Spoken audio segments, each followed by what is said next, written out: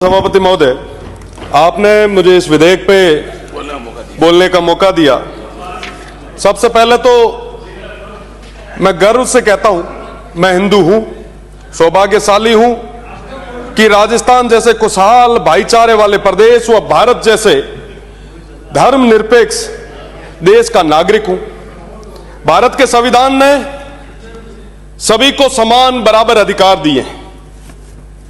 अगर मैं अधिकारों की बात करूं, अनुच्छेद 14 समानता का अधिकार देता है, अनुच्छेद 15 धर्म जाति के आधार पर भेदभाव निषेध का अधिकार देता है, अनुच्छेद 19 का 1 का ई कहीं भी निवास करने का अधिकार हमें देता है, अनुच्छेद 21 जीवन और व्यक्तिगत स्वतंत्रता हमें देता है। माननीय सभापति महोदय, इस बिल में क्या हमारे मौलिक अधिकारों की सुरक्षा हो पा रही है? यह बिल क्यों आया है? राजस्थान जैसे खुशहाल प्रदेश में इस बिल की आवश्यकता क्यों पड़ी? 1991 में गुजरात में बिल आया, डिस्टर्ब एरिया बिल। 80 के दशक में वहां दंगे हुए थे। क्या राजस्थान में इस तरीके की कभी घटनाएं हुई? मैं जहां से आता हूं, बाड़मेर, जैसलमेर, बालोतरा, उस पश्चिमी राजस्थान से, ईश्वर के आशीर्वाद से और तमाम उन लोगों के भाईचारे की बदौलत आज तक वहां कभी किसी तरीके की कोई दंगे की, कोई तमाम इस तरीके की वैमनस्य की घटना नहीं घटित। पर फिर भी हम राजस्थान में, अरे कौन नहीं पढ़न दिया, हां बिल्कुल राजस्थान में, अरे बिल्कुल साहब सुन तो लो, सुनने की हिम्मत रखो प्लीज, कोई डिस्टर्ब नहीं करेगा। सुनने की हिम्मत रखो, अभी तो आया हूं, धीरे धीरे सुनो। किसी का भी इस बिल की राजस्थान को जरूरत ही नहीं थी। सिर्फ एक कारण है इस बिल को लाने का, वैमनस्य कैसे फैला है, हम किस तरीके से धर्म के आधार पे, जाति के आधार पे लड़ाएं ताकि हमें वोट आसानी से मिले। यह ना सत्ता पक्ष का अकेले का कहना नहीं है, विपक्ष का भी वही हाल है। बारी बारी से किस तरीके से हम, चलिए ये बिल ले आए, हम अगले बार जब आएंगे उस बिल को वापस विलोपित करेंगे, हम मिलके करेंगे।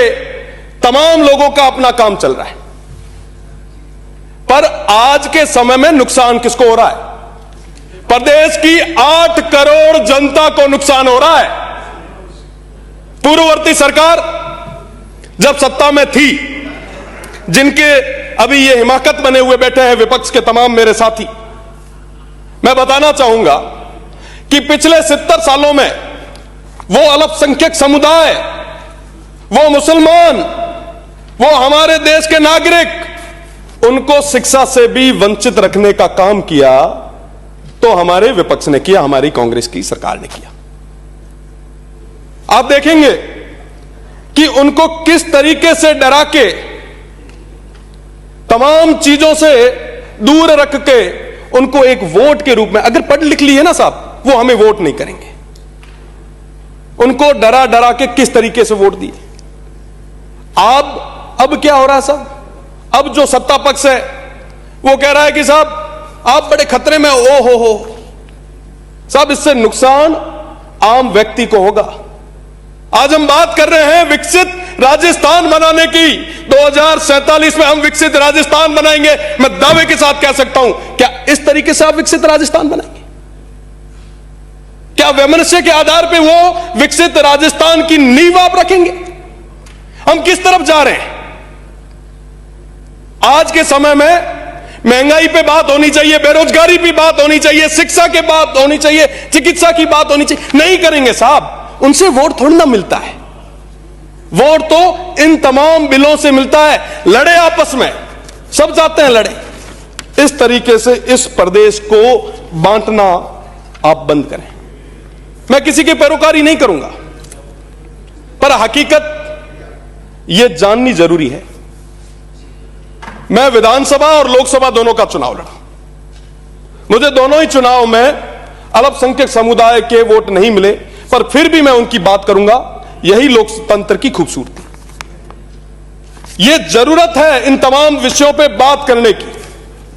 हम जिस विकसित राजस्थान के सपने देख रहे हैं, इस तरीके से हम उस तरफ नहीं बढ़ पाएंगे। अगर हमें आगे बढ़ना है तो हमें भाईचारे और प्रेम के साथ आगे बढ़ना होगा। आज के समय में हमारा प्रदेश, हमारा देश सिविल वॉर की कंडीशन में आ गया है। आज के समय में भाई भाई के खून का प्यासा हो चुका है। हम तमाम लोग, चाहे पक्ष में बैठे चाहे विपक्ष में बैठे, हर 5वें साल जाकर इतना जहर डाल के आ जाते हैं कि 5 साल तक वो तमाम निचले तबके के वो लोग वो एक दूसरे की शक्ल देखना पसंद नहीं करते। और हम आराम से जयपुर और दिल्ली में उन तमाम कोठियों में बैठ के, साथ में बैठ के कॉफियां पीते। क्यों साहब उनके साथ ये कुठाराघात कर रहे हैं? आखिर क्या मिलेगा? वो अपने लोग हैं। आज के समय में भाई भाई को लड़ाने की ये राजनीति मुझे लगता है बंद होनी चाहिए। आप डबल इंजन की सरकार है। मेरा निवेदन है आपसे, पाकिस्तान में कई सारे हिंदू विस्थापित परिवार बैठे हैं और आज के समय में एक ही गोत्र के होने के कारण वहां पे शादियां तक नहीं हो पारी। आपकी सरकार है, आप वीजा दें, बुलाएं उन्हें, आने दें उन्हें, पर उनकी बात आप नहीं कर रहे। आप क्या कह रहे हैं कि साहब ये बिल आए, इस बिल से क्या फर्क पड़ेगा बताइए आप? किसके स्वास्थ्य पे फर्क पड़ेगा?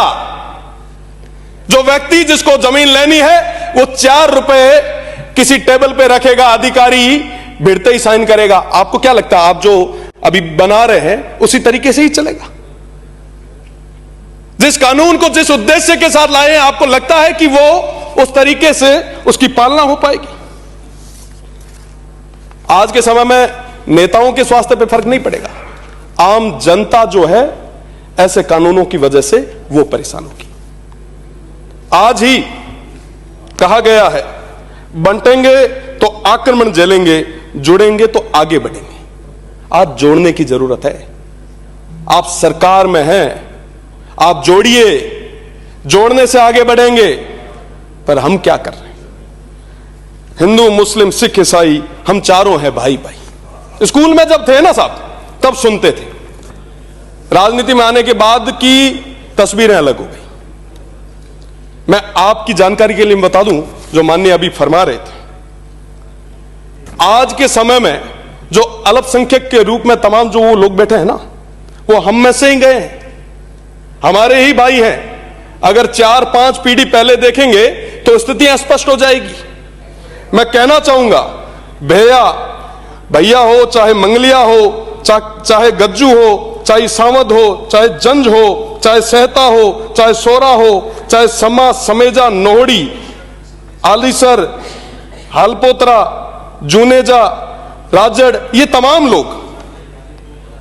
तमाम लोग हमारे अपने लोग हैं, जिन्होंने आजादी की लड़ाइयां भी हमारे साथ लड़ी है। 65 और 71 के युद्ध भी हमारे साथ लड़े हैं। काल और अकाल में भी उस मजबूती के साथ सीमा पे रहे हैं। आज के समय में आप उनको कमजोर करना चाहते हैं? क्या ये ठीक है? मैं पैरोकारी नहीं कर रहा हूं, मैं स्पष्ट रूप से कहना चाहता हूं कि अगर कोई देश का विरोधी है तो उसके खिलाफ सख्त कार्रवाई होनी चाहिए, पर जो देश का नागरिक है उसके मौलिक अधिकारों की भी सुरक्षा होनी चाहिए। राज आज है, काले जातो रहे ठाक नहीं पड़े। आज से पहले भी तमाम लोग आए थे, कोई स्थायी रहा क्या? एक समय था जब गांवों में अपनायत हुआ करती थी, प्रेम हुआ करता था, पर आज के समय में कितना जहर राजनीति से, चाहे मैं भी क्यों नहीं, हम सभी ने मिलके किस तरीके से अपनायत को चूर चूर किया है। मैं एक वाकया आपको सुनाना चाहता हूं। मैं जिस गांव में रहता हूं, मेरा गांव जो है दूधोड़ा, उसमें हमारे साथ राजड़ रहते हैं। यूनिवर्सिटी में हुआ करता था उस समय, दादाजी के साथ में एक बैठक में गया। हमारे अली खान साहब हुआ करते थे, वो देवलोक हो गए। वहां देखा कि मेरे दादाजी की आंखों में आंसू थे। आप विचार करो कितना प्रेम हुआ करता था। आज ये स्थितियां क्यों बन रही है? क्यों हम तुष्टीकरण और ध्रुवीकरण की राजनीति पे आ गए हैं? देखिए, मुझे तो 25 साल की उम्र में प्रदेश की देवतुल्य जनता, शिव की देवतुल्य जनता ने प्रदेश की सबसे बड़ी पंचायत दिखाई है। राजनीति, मेरा निवेदन है पक्ष के और विपक्ष के तमाम साथियों से कि अपने सिद्धांतों पे करें। उस बॉर्डर को मजबूत करने में तमाम लोगों का पूरा साथ और सहयोग रहा है।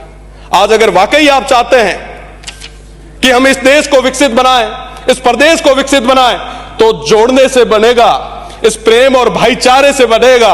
आप आगे तो आइए, पर आज के समय में हम भाईचारे को खत्म करते जा रहे हैं। ऐसे नहीं चलेगा साहब। यह प्रदेश अपना है, यह राजस्थान अपना है। इस राजस्थान को आगे तक ले जाने की जिम्मेदारी हम सभी की है। 2047 तक कितने लोग रहेंगे मैं ये तो नहीं कह सकता, भगवान आपको लंबी उम्र दे, पर 2047 तक अगर विकसित करना है तो हमको जोड़ के रखना होगा। हिंदू मुस्लिम की ये लड़ाइयां हमें बंद करनी होगी। भाई भाई की तरह हमें साथ में मिलकर आगे बढ़ना होगा। तुष्टीकरण, ध्रुवीकरण, ये तमाम चीजें, अरे साहब आखिर कब तक ये हम करें?